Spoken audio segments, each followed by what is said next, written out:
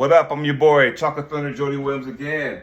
Today, I got the guest, Adam Wawrzynski. That's right. You got it right. Well, first of all, show everybody how big your right hand is to your left hand. I swear to God, if you do something like this. It's an anomaly. You know, I don't do know you if see can that? it on camera real well, but the right, just born that way. Noticed it at a very young age, actually. Probably 10, 12, or, before I was 13 years old, I noticed that hand. And it was a funny story. I was a big football guy, okay? Yeah, that's what I'm talking about. We were big football growing up, Western PA, and it was junior high, 8th grade. So this is when I would have noticed it. We were in a championship game, and one of the dads bought us gloves. It was November. It was one of the colder months, and East Coast football. Right? Oh yeah, y'all in the snow. Yeah. So I'm putting on these gloves, and it fit my left hand. It wasn't. It just was. I said, "Are these two different size gloves?" And that's the story. That's how when I noticed that one hand was bigger, and I was like, "Oh, you guys see this? Is it just me?" And everybody's like, "You do have a bigger hand." And then once I found arm wrestling, the right hand just responded to the training. Who's the dude in Germany? Is it Hellboy?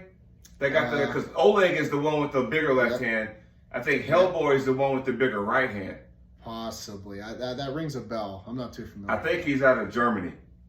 Yeah, but it's just like, his whole arm is just like, dude, did you get stung by a bee and just never healed or what? But Yep. they say that, one foot's always longer than the other by a half inch or whatever, your hand. Yeah. But you can just really look with the naked eye and go, It's a pretty big, significant difference. It's just thicker.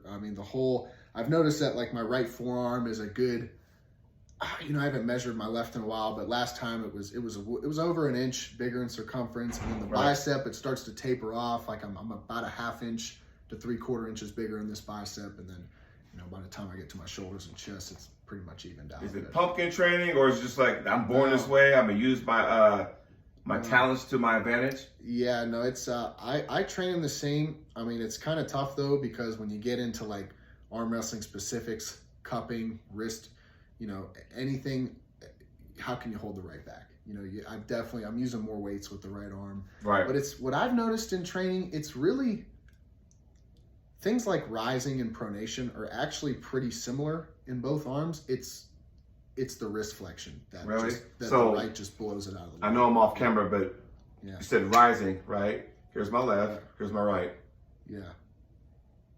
That's as far as it goes. Wow, so your range of mobility, it's horrible. Motion is bad. Yeah, so when they say, "Oh, you need to rise," I'm like, "This is as far as I can go. Here I can." Wow. Yeah, but that's interesting. That's as far as I can go. So I'm learning some more about myself in certain aspects of this game, and I'm not going, dude, I can't fucking rise. You can't go anymore. No, I can't. It irritates the hell out of me. Was it an injury, or was it just like that? Well, I broke my wrist in high school.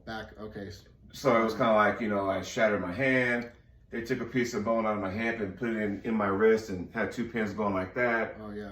And you can still see the scar, but... Oh, yeah, there you go. Yeah, but that was back on, before, laparoscopic surgery. But that's enough about that. Let's talk turkey. You have a major event coming tomorrow night. Yes, I do. One named Brent Rockers. And yes, sir. Is this the first time you pulled him? No. Super match, yes. We have pulled, the first time we saw each other was January of 2021. Oh, okay, so that wasn't that long ago. Well, yeah, a little over a year ago. A year and a couple months. It was, what tournament was it? It was a Brewski's tournament. Dallas Langston was there. Oh, that one in Missouri? Yes. Okay. In Missouri, St. Louis, and USAA tournament. Gotcha. And he beat me pretty good. I kind of, I was actually dealing with a bicep injury at that point. Well, it wasn't really an injury, but I had hurt my back pressure. I don't know if that makes sense, a long head of my bicep in practice a month prior, and it was very painful to do anything this way. No hammer curling, none of that stuff. And no excuse, not that I was that much of that type of a puller anyways, right. Really a hook dominant. So yeah, I went in to hook him and put a little bit of a break on him, and then I made a bad transition, and he was just too powerful, and he kind of just pinned me. And then the second time we saw each other in tournament style was at Worlds in September in Orlando. Got it. And the match went a little bit differently, but he still beat me up pretty good there. It's one of those matches where, I kind of like, damn it, as soon as it's over. Right. Because I knew that I maybe could have done something a little differently, or he was just one step ahead of me, you know, like a You're talking about IFA Worlds, right? IFA Worlds, yes, sir. With that being said, you fast forward, and now we're here. You get to run it back. Only this time, it's not a one match and done. It's like, hey, we got a series. Yeah. We're going to see how many tools you got in the shed. We're going to find out, you know, hey, if plan A doesn't work, you better have a plan B or even a plan C. Mm-hmm. So is this best of 5 or is this 6 rounds? Best of 5. Best of 5. Now, with that being said, you just sat there and told everybody, damn, I'm almost there. So that tells me that you knew you made a mistake. You're going to make sure you don't create that same mistake again. That's right. Without giving away all your secrets, you know, how was that? I mean, you said once the match is over, you knew what you did wrong. That's not going to happen again. If we get the chance again, and here we are. Well, you know, that being said, and I think a lot of people come out and say that after matches, I don't take anything away from the guy. Brent is super, super strong. It's not like right then and there, you know, I could have made maybe a slight adjustment and beat him. You know, he was definitely the stronger man both those occasions. Right. But I feel like I'm a way different arm wrestler than I was from back in September. You know, my training has been, you know, tailored differently.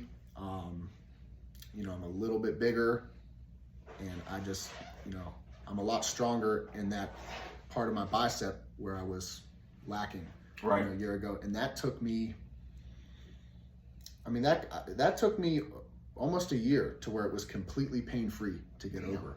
You know, it was, I remember summertime. Yeah, I mean, I even went, I mean, it was so painful to the point where, you know, I went to the doctor. I'm like, is there a slight rupture here? Is there something going on? They found nothing. It was one of those baffled things. I said, well, if there's no injury, you know, there's an MRI, didn't show any injury, then I'm just going to keep training. And I remember all through summer, even going into my match with Noel Nunez in August, you know, there was still like some discomfort there, you know, and well into, you know, I mean, around September, October is when it really started to feel better. And then not even probably until the holiday time where I was able to start using it with heavy training. So, you know, I feel really good. I feel like I'm just a much more complete, well-rounded arm wrestler, and definitely a lot stronger from. Well, I'm glad, because now it's like, okay, I'm pain-free, I'm injury-free.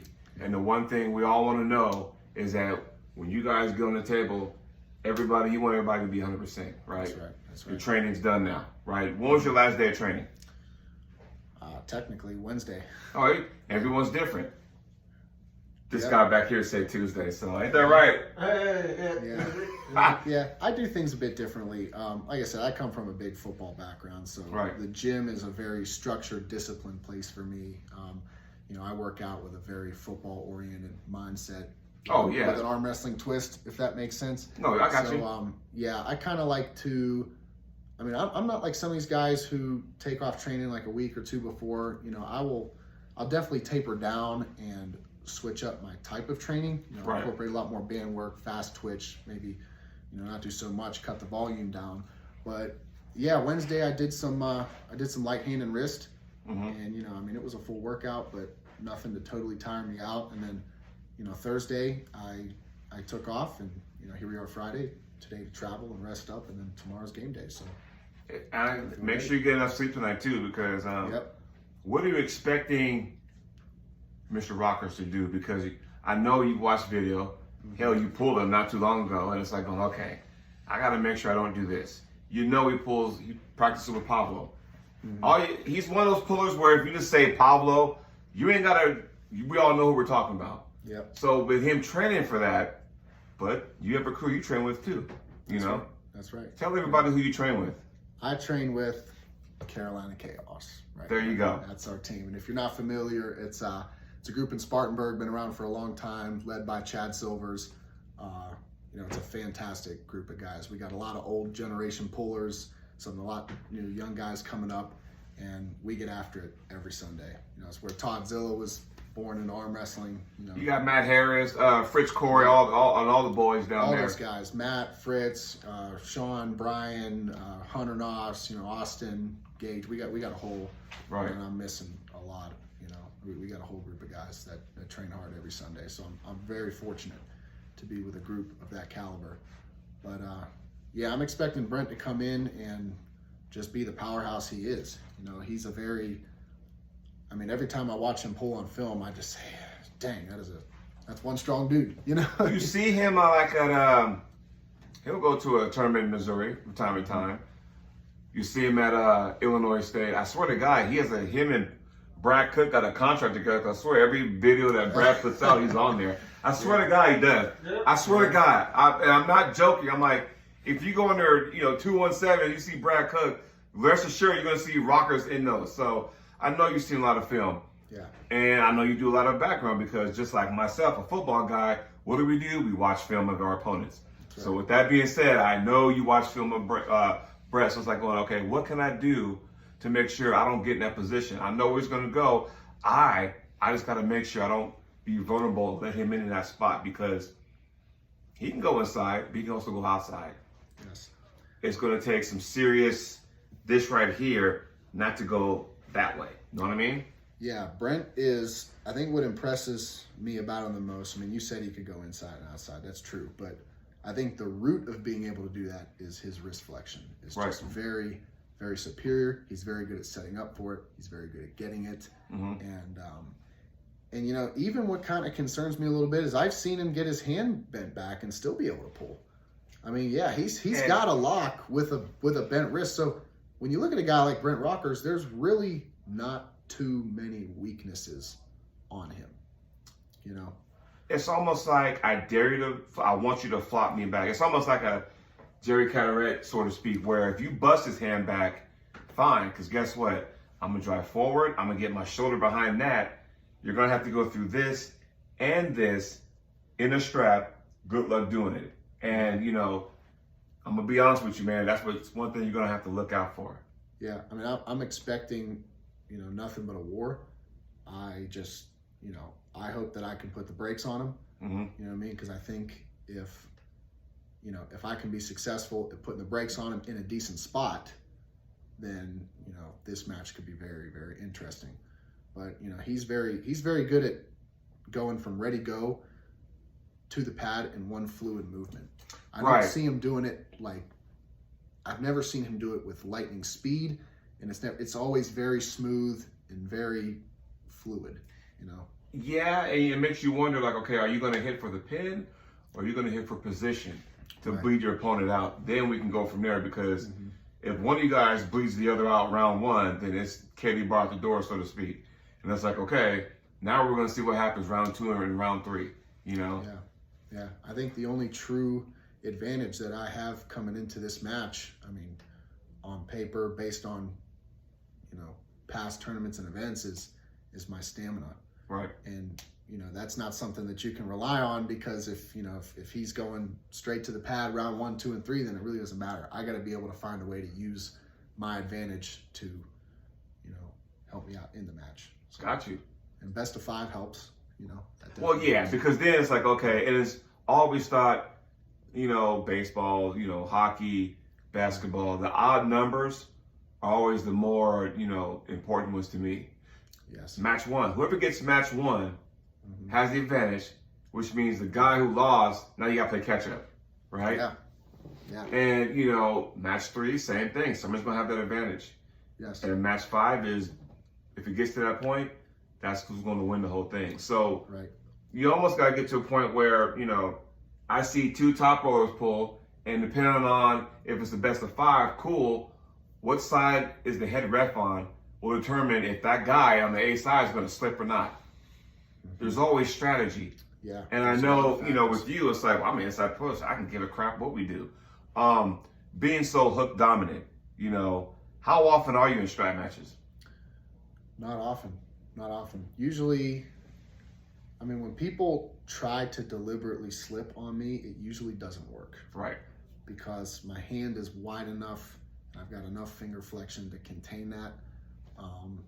But it does happen, and I'm in the straps, every so often, but it's not, I mean, there was a small tournament a couple weeks ago that I went to. I was in a strap match. Mm-hmm. And I kind of let that happen. Went to dump, and right. if you're over here, I don't feel like wrenching on my elbow, even if, because I know we're going to slip, so I'll just just bail so that way you don't have that torque going all the way down. Yeah, because no man would hate that feeling. You know what I mean? But yeah, usually I don't really find myself in a lot of strap matches, and I used to not like the strap because it never really ever benefited me being such a hand-dominant puller. But I'm getting a lot more comfortable in them. We're using them a lot more in practice, so I feel a lot better in the strap than I did a couple months ago. But, so, question: do y'all the fair strap, or hey, the buckle's on my hand? I've been in sport 12 years, and when I first got into it, we used Velcro, by the way. But, then we went to the metal D-ring, and now we got the plastic buckle. And there's so much talk about, oh, you don't want the buckle on your side. Man, at some point, you're going to get to it. But I always thought that because so many people talked about it, it became metal to me, where before it didn't matter. Now, all of a sudden, it's like, oh, I don't want that side. Now it's like, oh, wait a minute.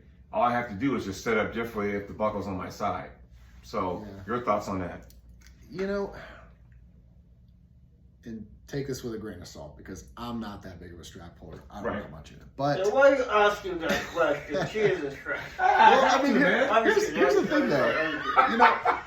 I think if a referee is truly putting on the strap in a fair manner, I really don't see that much of an advantage or disadvantage. Just, you have to.